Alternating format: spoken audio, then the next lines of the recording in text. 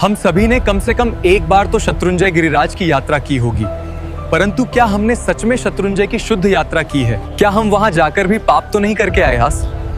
आखिर हमारी यात्रा का सच क्या है? जानने के लिए बने रहें वीडियो के अंत तक। एक काल्पनिक परंतु आत्मा को झकझोर देने वाली सत्य घटना। हे सिमंदर स्वामी भगवान, अभी हम पालिताना की यात्रा करके आए हैं। बहुत अच्छा कार्य हो गया। भक्त, यात्रा के समय कपड़े कैसे पहने थे? वो तो भगवान, अब हमारे यहाँ ऐसा ही चल रहा है। अब आपके आगे क्या छुपाना। एकदम बेहुदे, दूसरों की नज़र बिगड़े ऐसे चुस्त छोटे वेस्टर्न कपड़े। भक्त, तुम्हारी यात्रा का 80% फल जलकर खाक हो गया। यदि तुम घर से ही संस्कारी मर्यादाशील भारतीय वस्त्रों में सर ढक कर निकले होते तो ऐसा नहीं होता। बताओ, तीर्थोपवास किया था? नहीं भगवान, हमने तो ट्रेन में रात को भी खाया। सुबह 6 बजे ट्रेन में ही नाश्ता भी कर लिया, पहुंचकर सीधी यात्रा हो सके ना। और यात्रा के बाद भी अभक्ष्य रात्रि भोजन तो किया ही। ये जीभ वैसी की वैसी तो बैठ नहीं सकती। भक्त, तुम्हारे बचे हुए 20% फल भी जल गए और ऊपर से 120% नया पाप बंद हो गया।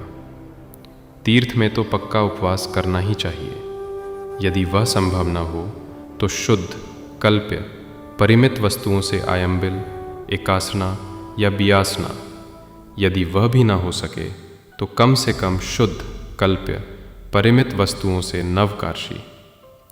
तुम्हारी दशा तो ऐसी हो गई कि धंधा करने गए और कंगाल होकर लौट आए। वहाँ कोई दूसरी गड़बड़ तो नहीं की ना? भगवान, आप तो सब जानते ही हैं, इसलिए झूठ क्या कहें। हम विजातीय का हाथ पकड़कर भी चढ़ते हैं, उसका सहारा लेकर चलते हैं। बेफाम पिकनिक पॉइंट की तरह गिरिराज के परिसर में तस्वीरें भी खिंचवाते हैं।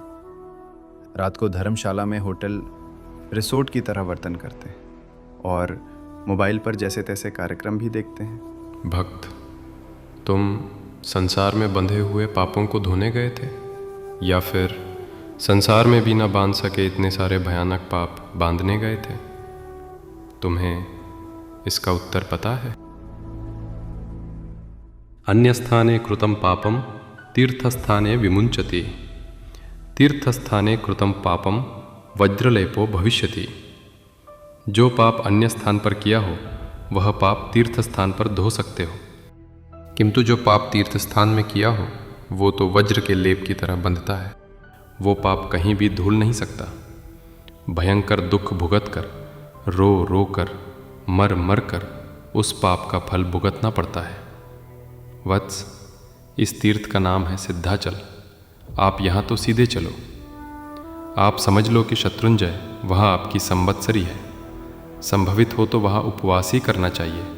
कम से कम उसके 50 किलोमीटर के परिसर में अभक्ष्य रात्रि भोजन तो नहीं ही हो सकता। आप समझ लो कि शत्रुंजय वो आपका संयम जीवन है। उसके 50 किलोमीटर के परिसर में विजातीय का स्पर्श भी नहीं हो सकता।